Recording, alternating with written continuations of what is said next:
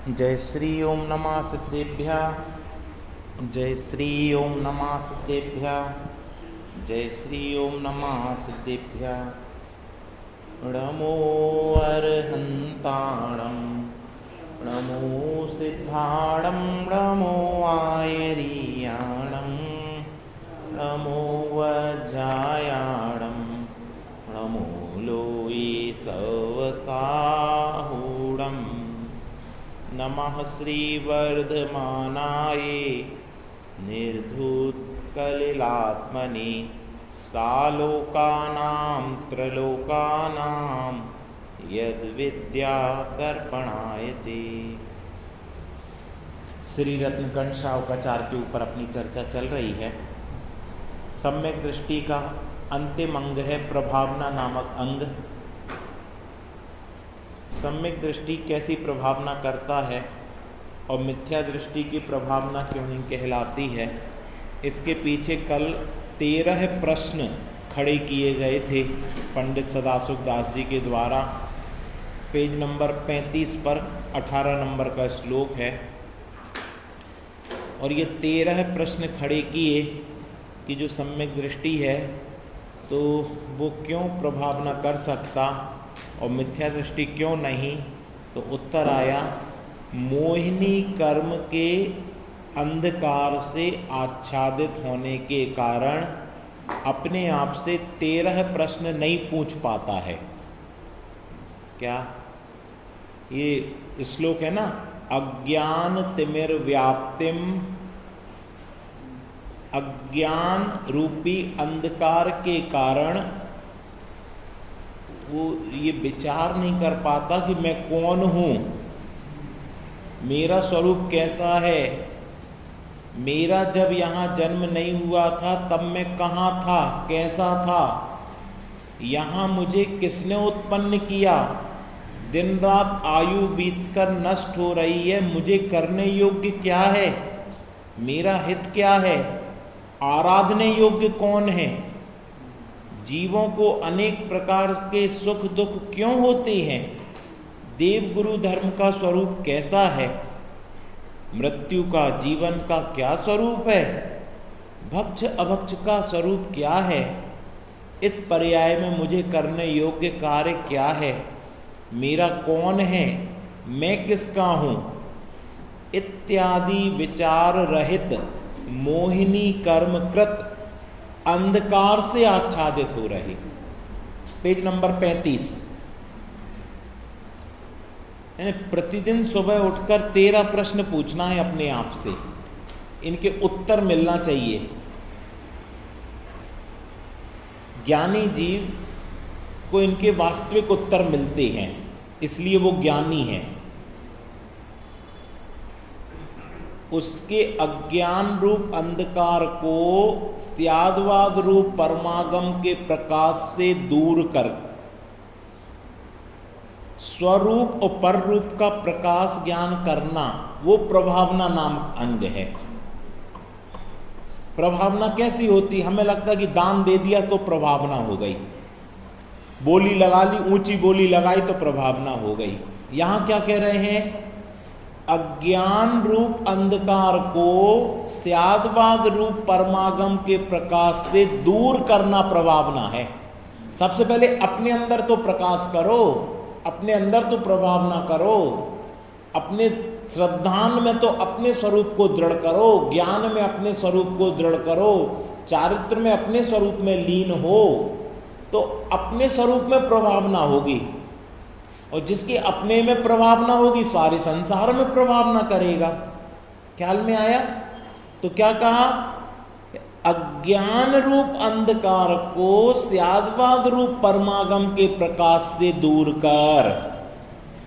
यानी परमागम का जो स्वाध्याय किया तो परमागम के स्वाध्याय के माध्यम से अज्ञान रूप अंधकार दूर होना चाहिए, स्वरूप पर रूप का प्रकाश ज्ञान होना चाहिए। मैं कौन हूं और पर क्या है, मेरा स्वरूप क्या है और पर का स्वरूप क्या है। मैं रहने वाला शाश्वत हूं, पर जाने वाला अनित्य है, असरण है। ऐसा जिसके चलता हो वो सच्चा प्रभावना अंग है। सम्यक दर्शन, सम्यक ज्ञान, सम्यक चारित्र द्वारा आत्मा का प्रभाव महात्म प्रकट करना वो प्रभावना अंग है। एक प्रभावना ये हो गई स्वपर का भेद विज्ञान करना, दूसरी प्रभावना रत्नत्रय के द्वारा आत्मा का प्रभाव और महात्म प्रकट करना। ये देखो मैं अजर अमर हूं, मैं मरने वाला नहीं हूं, ये प्रभावना है। तीसरे नंबर पर दान, तप, सील, संयम, निर्लोभता, विनय, प्रिय वचन, जिनेन्द्र पूजा, गुण प्रकाशन द्वारा जिन धर्म का महात्म प्रभाव प्रकट करना वो प्रभावना है। ये व्यवहार प्रभावना हो गई। इसके ऊपर पर्याय की प्रभावना हो गई, उसके ऊपर द्रव्य की प्रभावना हो गई। तीन प्रभावना हो गई। द्रव्य की प्रभावना क्या? बोलो चाची। हाँ,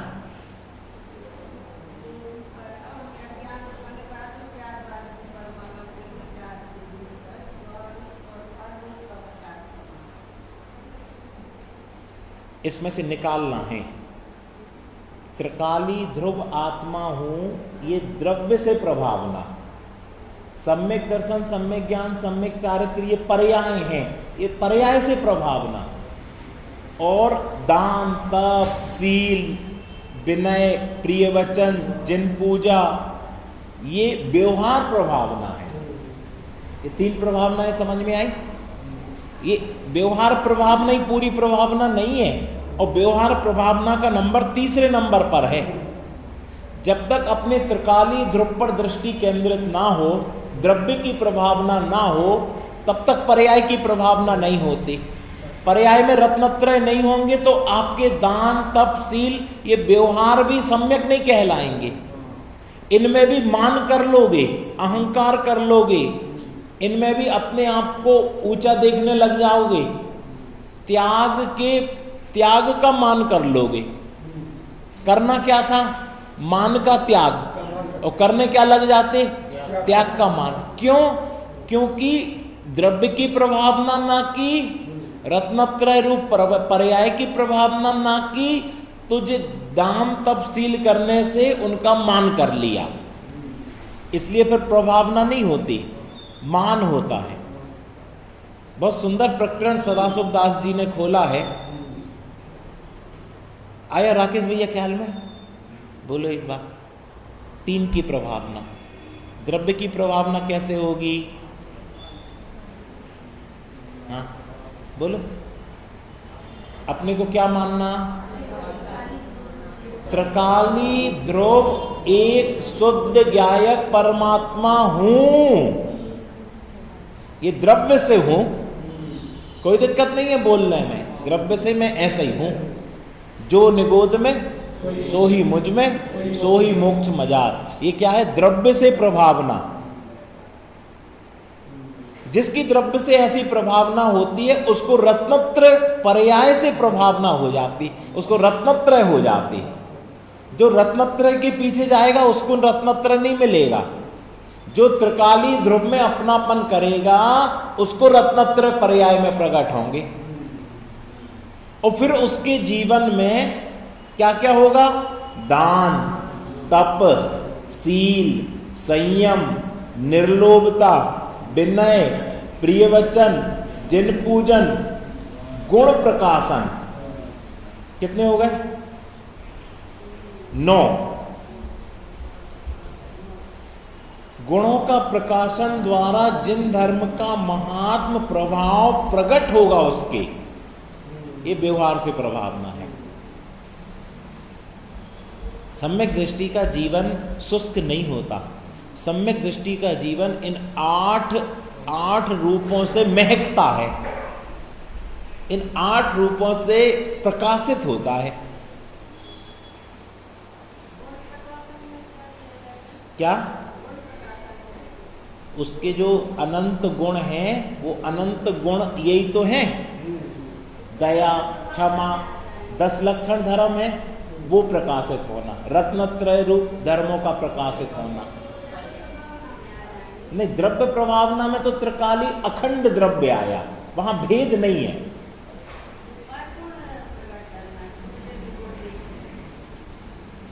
इसमें से भी अपन ने निकाला है सम्यक दृष्टि कब बनता है, जब भेद पर दृष्टि होगी, अभेद पर दृष्टि, अभेद। तो ये जो उसने अपने आप को द्रव्य गुण पर्याय का अभेद पिंड देखा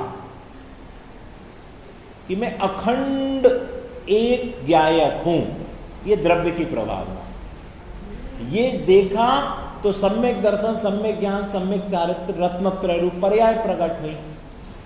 ये पर्याय भी इसकी सम्यक हो गई। अब इसके व्यवहारिक जीवन में क्या आएगा? तो आपने पूछा गुण प्रकाशन में उत्तम क्षमा, उत्तम मार्दव, उत्तम आर्जव, उत्तम सत्य, शील, संयम, तप, त्याग, आकिंचन, ब्रह्मचर्य, ये उसके दिखेंगे। दया उसकी दिखेगी, जीवों पर दया दिखेगी, करुणा दिखेगी। अगर मंदिर में दान देने का होगा तो बिना गिने दे देगा, गिन के नहीं देगा, बिना गिने। लो भैया मेरा सर्वस्व लग जाए, सब लग जाए मेरा, जिन धर्म की प्रभावना है। ये कब होगा? जब द्रव्य से अपने आप को अभेद देखेगा, रत्नत्रय रूप परिणति प्रकट हो जाएगी, तो फिर दान वो देगा तो बिना मान के देगा, बिना नाम के देगा, बिना बांछा के देगा। अब देखो दान देने में कोई बांछा नहीं। अब कल ही रात में एक बात हुई, कह लगे हम बड़े बाबा कहाँ कुंडलपुर में अर्जी लगा के आए थे, बड़े बाबा हम अगली बार 4 व्हीलर ही से आए आपके पास, लेकिन क्या करें बैटरी वाला ऑटो ही खरीद पाए, तो हम अब इससे जाएंगे आपके पास, और अब अगली बार आए तो 4 व्हीलर से आए। ये बांछापना क्या है? अब हमें ये पता ही नहीं था कि लोग अर्जी लगाने जाते वहां पर। मुझे कल रात को पता चला। हम आज तक अर्जी लगाने नहीं गए, हम तो इसलिए गए कि हे भगवान आप जैसी प्रभुता हमें भी प्रकट हो। वाकई में इस बार जब आदिनाथ भगवान को देखा, तो जब आदिनाथ भगवान का अर्घ पढ़ते तो वही प्रतिमा दिखती है, निर्वांछक। लेकिन कल पता चला कि लोग जाती हैं तो अर्जी लगाने जाती है। गजब है यार। अरे जहां पे आपको संसार का अभाव और मोक्ष मिल जाए, वहां ये तुच्छ चीजें मांगते हो, गाड़ी, बंगला, मकान, दुकान, नौकर, आजीविका, शांति, लौकिक, क्या पागलपन है। वहां जाकर अनंत काल को सुखी हुए जा सकते हो, और ये तुच्छ चीजें जिनकी कोई कीमत नहीं है, ये पुण्य के अधीन है, किसी के अधीन नहीं है। अब बताओ उस व्यक्ति के चित्त में, उसने तो 4 व्हीलर की अर्जी लगाई थी और मिली 3 व्हीलर। अब भगवान का महात्म कम हो गया होगा, या अपना महात्म कम हो गया होगा, या कहां कमी रही होगी है? अब वो सोचेगा भगवान तुम में दम कम थी क्या, हमने 4 चक्का कही थी सही से सुन नहीं पाएगा या हमारी कहने में कमी रह गई, हम जोर से कह नहीं पाए। ये अज्ञान तिमिर व्याप्तिम, ये है पहली पंक्ति श्लोक की। अज्ञान रूपी अंधकार मोहिनी कर्म के उदय से ऐसा छाया है कि धर्म के नाम पर भी या तो वांछा करेगा या अभिमान करेगा, दिखावा करेगा या मांगेगा। जिसके पास है वो दिखावा करेगा कि मैंने इतना दिया, इतना दिया, इतना दिया। नहीं है तो वो मांगेगा, वो वांछा करेगा। इस कारण, ये किस कारण होता? ये मोहिनी कर्म के उदय के कारण होता है, अज्ञान रूपी अंधकार। और ज्ञानी जीव के इन सब से पार अपने अनंत गुणों का प्रभाव चलता है। देखो नीचे पढ़ो, आप पढ़ोगी? चश्मा भी है जिनके उत्तम, दूसरा पैराग्राफ,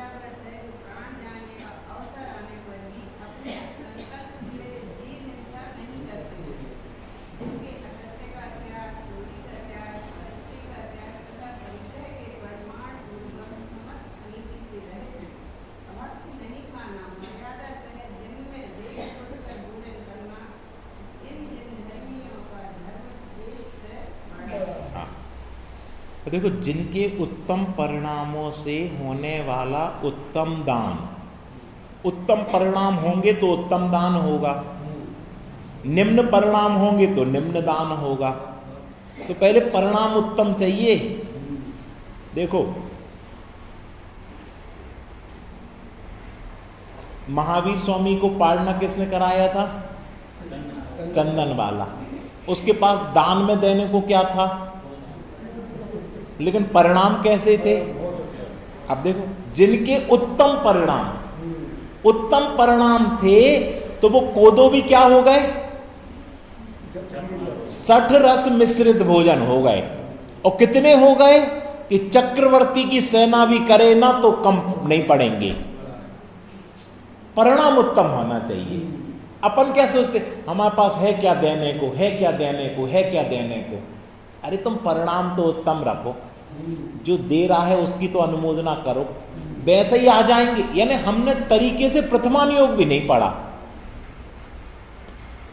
चंदन वाला के जीवन में उत्तम परिणाम थे। पाप कर्म का उदय होने दो, कोई दिक्कत नहीं, परिणाम निम्न नहीं होने चाहिए, परिणाम उत्तम होना चाहिए। परिणाम उत्तम ये नहीं विचार कर रही कि मैं पड़गाहन तो कर रही हूं, दूंगी क्या। और अपन क्या विचार करते, हम पड़गाहन तो कर रहे, कुछ व्यवस्था तो है नहीं। अरे भैया, उदय पे विश्वास रखो। कहो तुमने अच्छा 60 रस मिश्रित भोजन बनाया और पहले ही गिलास में बाल निकल आए, तो क्या कर लोगे? तो जिनके उत्तम परिणामों से होने वाला उत्तम दान, घोर तप भी उत्तम परिणामों से होता है। नहीं तो घोर तप नहीं कर सकते। थोड़ा सा मच्छर काटेगा और हाथ फेरने लग जाएंगे, अपन भगाने लग जाएंगे। लेकिन उत्तम परिणाम होंगे कि ये देह में नहीं हूं, अब काटो जिस मच्छर को काटना। अब अपशब्द बोलो, मेरे को कितने बोलना हो, क्यों?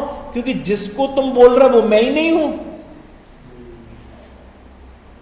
अभी मुनिराज को अपशब्द बोले, बड़ी तकलीफ हो गई उनको। अरे बोलो ना, जिसको तुम बोल रहे वो ही मैं नहीं हूं। अब बोलते रहो, तुम एक नहीं 100 बोलो मेरी तरफ से, जिसको बोल रहे वो मैं नहीं। ये है उत्तम परिणाम, इससे घोर तप होता है।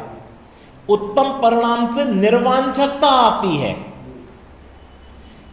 परिणाम निम्न होंगे तो वांछा आएगी, कुछ मिल जाए, और उत्तम परिणाम होंगे तो निर्वांछकपना आएगा, कुछ नहीं चाहिए हमें, परिपूर्ण है।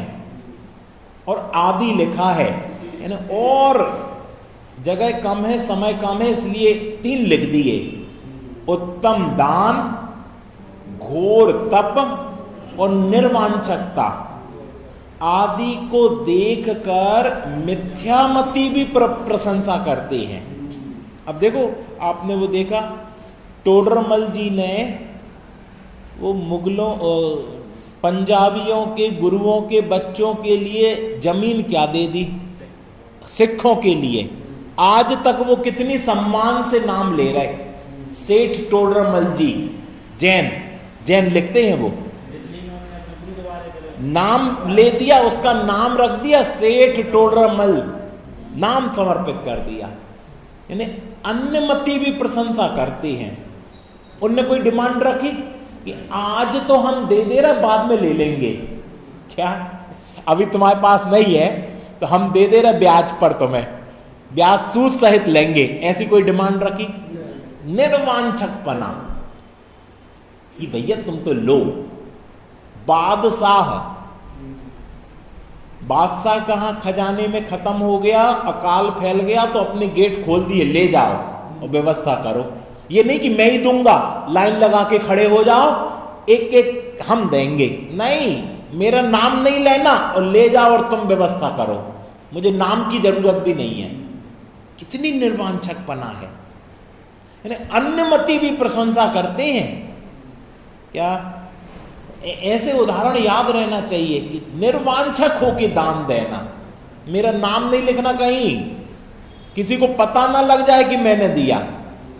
और अपन को क्या लगता, 100 रुपये भी दो तो हमारी रसीद कहाँ है, रसीद तो दो। कहते हैं देखो अहो जैनियों की यह वात्सलता वह सहित बड़ा दान है, दान भी दे दो तो वात्सल्य सहित।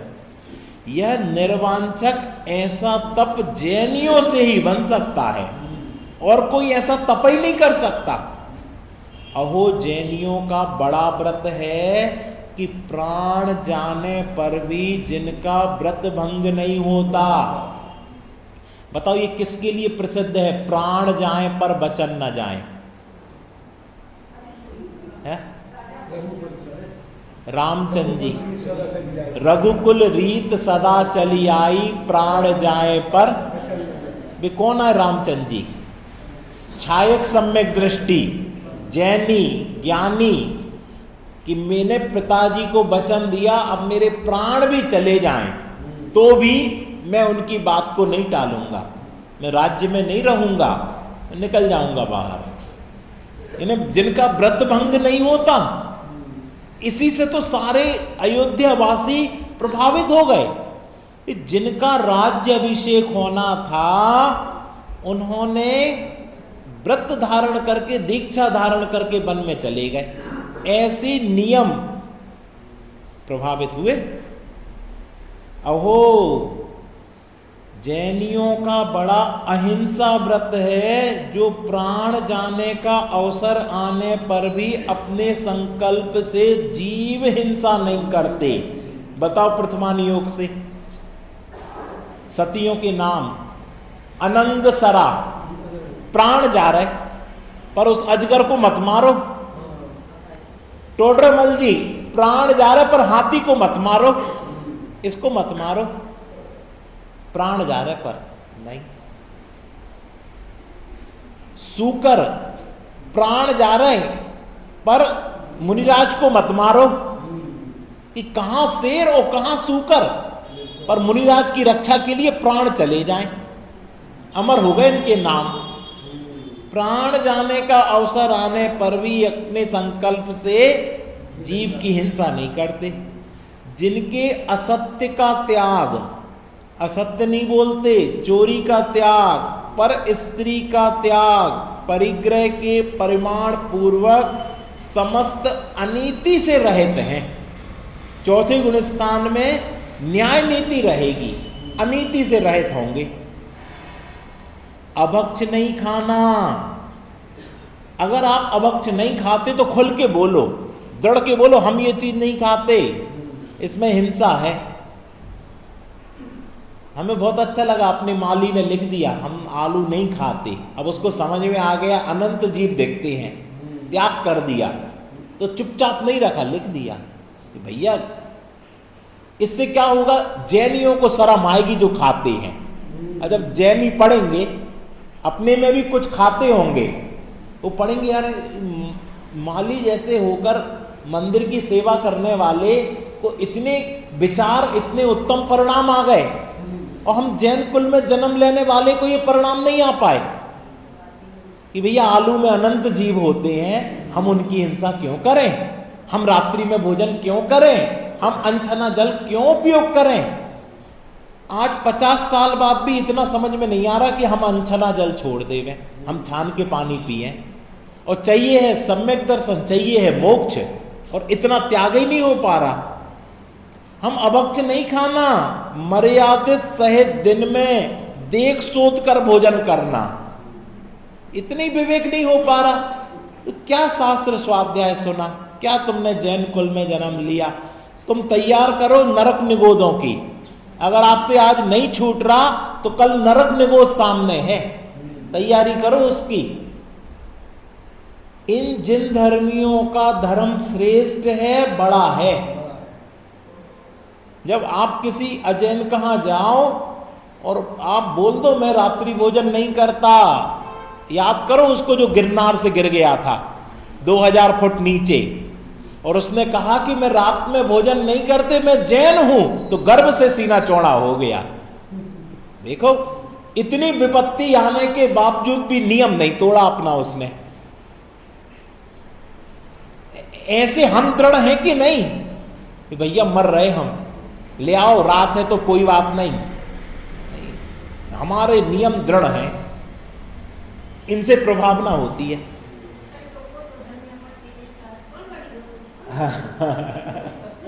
तो गर्व से बोलो ना, और गर्व से उसको बताओ कि धनिया पत्ती में कितनी हिंसा है,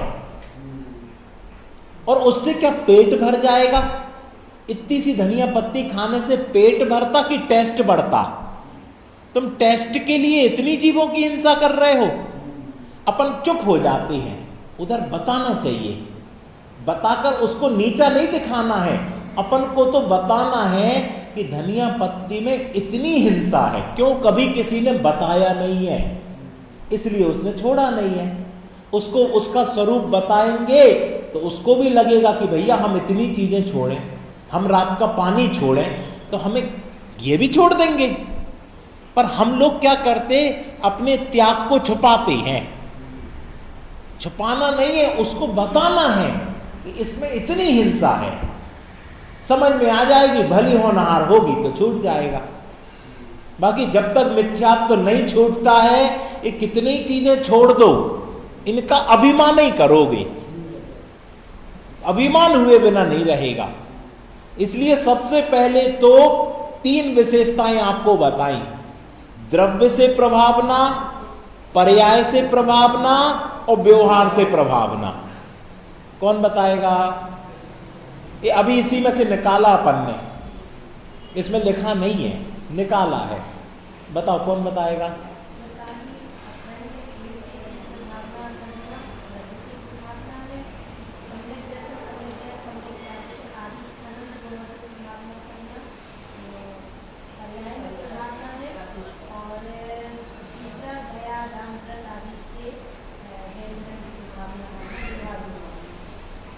अपने आप को अखंड एक त्रिकाली ध्रुव देखना। गुरुदेव का प्रवचन अगर आपने सुना और ये बात ना आए, ऐसा प्रवचन ही नहीं हो सकता। 9-10 हजार प्रवचन अपने पास उपलब्ध हैं। त्रिकाली ध्रुव ज्ञायक परमात्मा, ये द्रव्य से प्रभावना करते हैं गुरुदेव श्री। काय से प्रभावना? द्रव्य से प्रभावना। और फिर रत्नत्रय सम्यक दर्शन ज्ञान चारित्र की प्रेरणा करते हैं, ये पर्याय से प्रभावना हो। और दया दान व्रत भक्ति तो उनके जीवन में कूट कूट कर भरी थी, देखकर जमीन चलते थे, हिंसा का कोई भी काम नहीं करते थे। ये पर व्यवहार से प्रभावना होती है। ये 3 चीजें हमेशा गांठ बांध लो कि हमें अगर प्रभावना करनी है तो सबसे पहले द्रव्य से मैं अखंड हूं, एक हूं, भगवान आत्मा हूं, परिपूर्ण हूं। क्या कह रहे हैं? ये बहुत विनयवंत होते हैं जैनी। अंतिम पैराग्राफ, तथा प्रिय हित मधुर वचन बोलकर सभी को आनंदित करते हैं। जैनियों के वचन प्रिय होना चाहिए, हित के होना चाहिए, मधुर होना चाहिए। किसी का मीठे बोलने वाले का जहर भी बिक जाता है और कड़वा बोलने वाले का गुड़ भी नहीं बिकता। सुना आपने? मीठा मीठा बोल के आदमी जहर भी बेच देगा और कड़वा बोलने वाला गुड़ भी नहीं बेच पाएगा। कहेगा हम पैसा दे रहे हैं, ढंग से बात नहीं करते, नहीं चाहिए, हम सामने से ले लेंगे। इसलिए मधुर वचन होना चाहिए। आज हम क्यों नहीं अपने धर्म की प्रभावना कर पाए?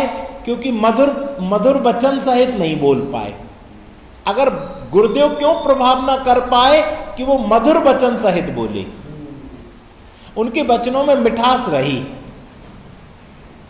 क्या बोलते थे?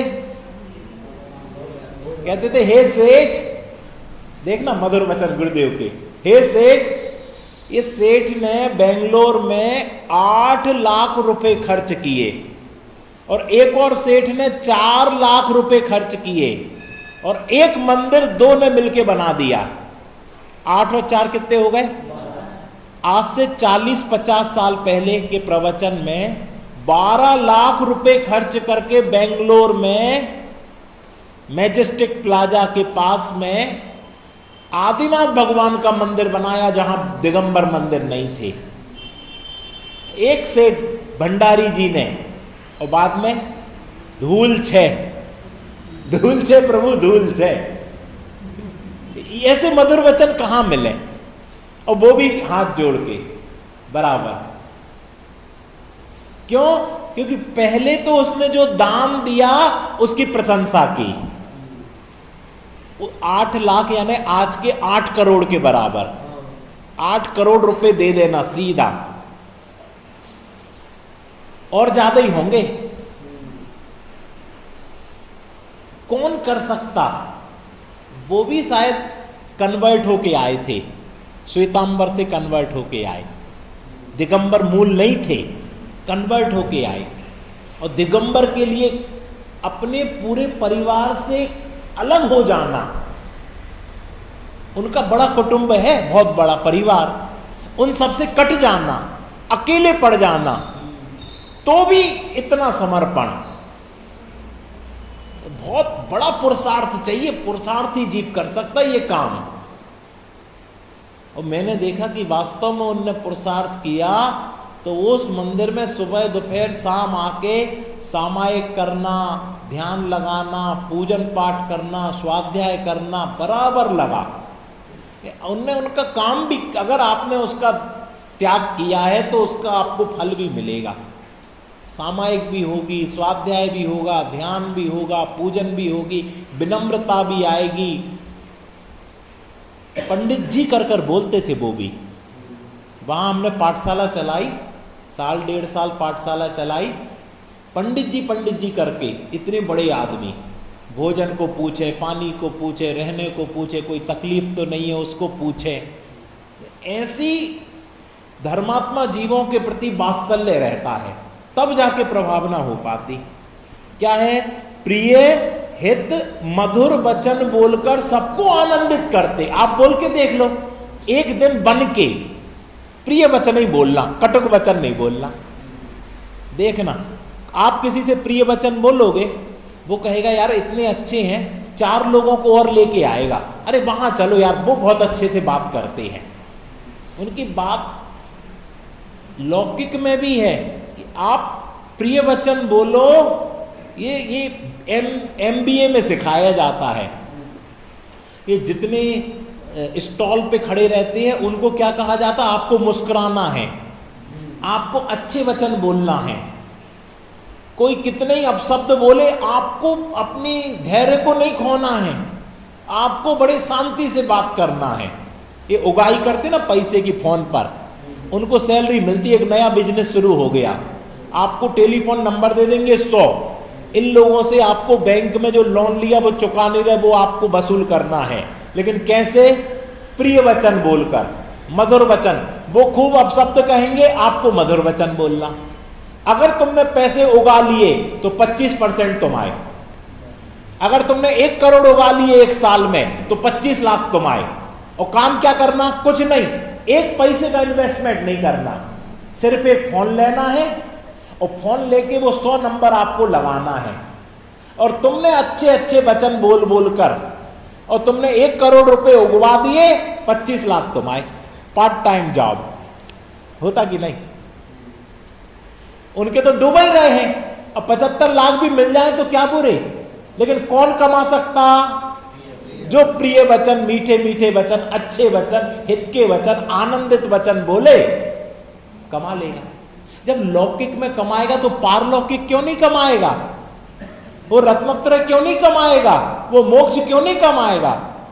इसलिए प्रशंसा करते हैं कि इनके तो हित मित्र प्रिय वचन होते हैं। अपने इष्ट देव में भक्ति बड़ी अतिशयकारी करते हैं।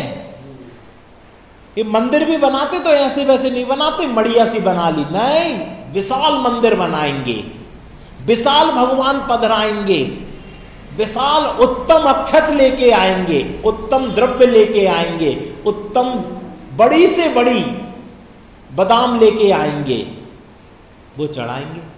अरे सौधर्मेंद्र तो रत्नों से पूजा करता है, रत्नों के दीपक से आरती करता है, तो हम उत्तम सामग्री लेके नहीं आ सकते क्या?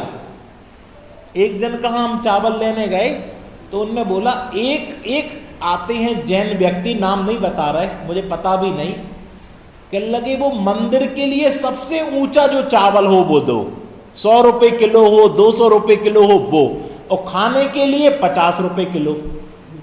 अब उसने 1-2 बार लिया, लेकिन वो जितने लोग चावल लेने आते सबसे बोलता है क्या कि भैया बे आते हैं मंदिर के लिए चावल लेने, कैसे? सबसे ऊंचा बासमती का बाप भी हो तो वो दो, ये हम मंदिर में चढ़ाएं, और खाने के लिए 50 रुपये वाला दे दो। एक काम से उसने उसके जीवन में क्या प्रभावना कर दी।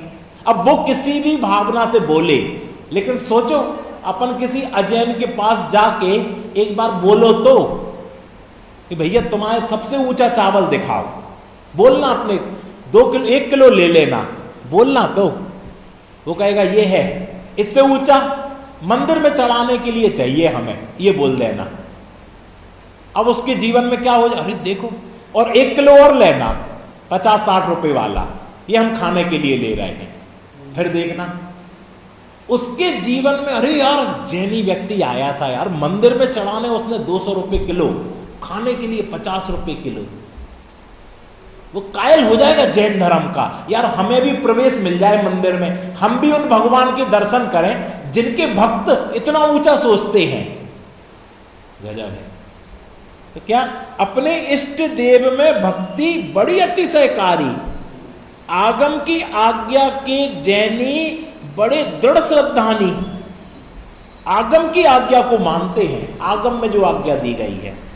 इनकी बड़ी प्रबल विद्या, महान उज्ज्वल आचरण है। विद्या भी अच्छी है और आचरण भी उज्ज्वल है। आचरण खोटा नहीं करते, जो बोलते हैं वो ही करते हैं। बोले कुछ और करें कुछ, ऐसा नहीं चलता। मन में कुछ और, वचन में कुछ और, काया से कुछ और, ऐसा नहीं होता। बैर भाव रहित होकर सभी जीवों में मैत्री भाव रखते हैं। मैत्री भाव सभी जीवों से, हे भगवान हमारा सभी जीवों से मैत्री भाव रहे। मैत्री का भाव, मित्रता का भाव, ऐसा आश्चर्यजनक धर्म इनके ही पल सकता है। हम इसको प्रचारित ही नहीं कर पाते। बुद्ध का प्रचारित हो जाता है। बुद्ध का वो अंगुली मार है ना, उसकी कहानी स्कूलों में पढ़ाई जाती है कि बुद्ध के ऊपर पत्थर मारे और वो वहीं खड़ा रहा, और अंगुली माल आया कि हम अंगुली काट लेंगे तो काट लो, तुम प्रसन्न रहो। लेकिन और वो अंगुली माल उनसे प्रभावित होकर बुद्ध भिक्षु बन जाता है, लोग उसको पत्थर मारते हैं और वो समता से जीता है। फिर वो बुद्ध के पास आता है कि देखो मैं तो समता से रहा और लोगों ने पत्थर मारे, अब मेरी क्या गलती है कि तूने पूर्व में जो कर दिया ना, उसके कारण तेरा उदय आया। तो उनकी दया तो प्रचारित हो गई, महावीर की दया प्रचारित नहीं हो पाई। क्यों? क्योंकि हम उसको प्रचारित नहीं कर पाए। लेकिन यहां लिखा इनने, जिन धर्म में ऐसी प्रशंसा जिनके निमित्त से मिथ्या धर्मी भी प्रकट करते हैं। अब मैं आपसे पूछता हूं, बुद्ध को ये दया धर्म कहां से आया? वो स्वयं दिगंबर मुनि थे। बुद्ध स्वयं दिगंबर मुनि थे। उनने पूरे महावीर भगवान के सिद्धांतों को अपने जीवन में अपनाया, लेकिन नग्न दिगंबर तप उनको सहन नहीं हो पाया, तो उनने एक मध्यम मार्ग निकाल के बुद्ध धर्म का बना दिया। लेकिन पूरा बौद्ध धर्म जैन धर्म पर आधारित है। उनमें जो पंचशील के सिद्धांत है वो जैन धर्म के सिद्धांत है, उनमें से निकली है। आज कितने देश हैं? 15, 20, 25 देश हैं जहां पर बौद्ध धर्म का प्रचार प्रसार हो रहा। वो कहां से निकला? यहीं से निकला। लेकिन उनने इसको बिगाड़ दिया, सुविधाजनक बना दिया, भोग उपभोग वाली चीजें इसमें जोड़ दी, इसलिए ज्यादा प्रचारित हो गया। जैन धर्म अपने सिद्धांतों पे दृढ़ रहा, इसलिए सीमित रहा, कम होते गए। 40 करोड़ से 1 करोड़ बचे। क्यों? क्योंकि इसने अपने सुविधा परख नहीं गया, ये अपने दृढ़ सिद्धांतों पर दृढ़ ही रहा। इसलिए वो आज भी दृढ़ है। संख्या कम होने से कोई दिक्कत नहीं। जिन धर्म की ऐसी प्रशंसा जिनके निमित्त से मिथ्या धर्मी में भी प्रकट होती है, उसे प्रभावना होती है। इस प्रकार से आज अपन ने ये पढ़ा। 2 मिनट अपने द्रव्य की प्रभावना अपन करते हैं।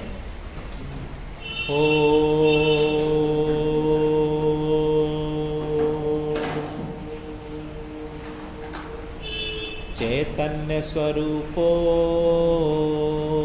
हम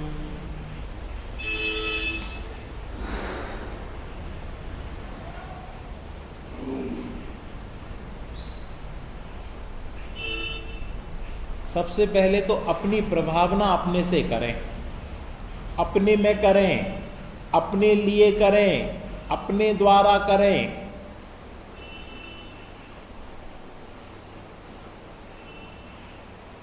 कि मैं त्रिकाली ध्रुव भगवान आत्मा हूं।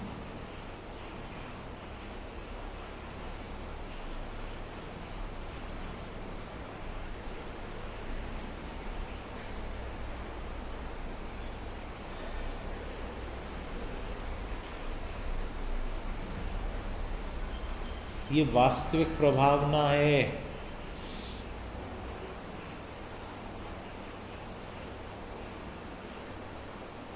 ये द्रव्य की प्रभावना है। मैं अखंड हूँ। 5 इंद्रिय और मन के विषय से खंड खंड नहीं होता। मैं अखंड एक द्रव्य हूँ।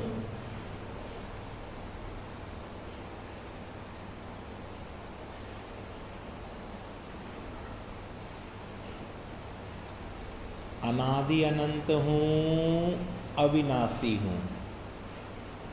ये द्रव्य की प्रभावना है।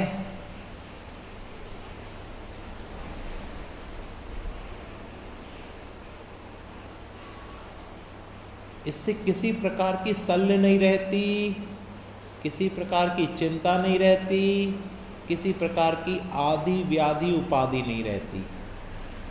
मैं तो एक हूँ।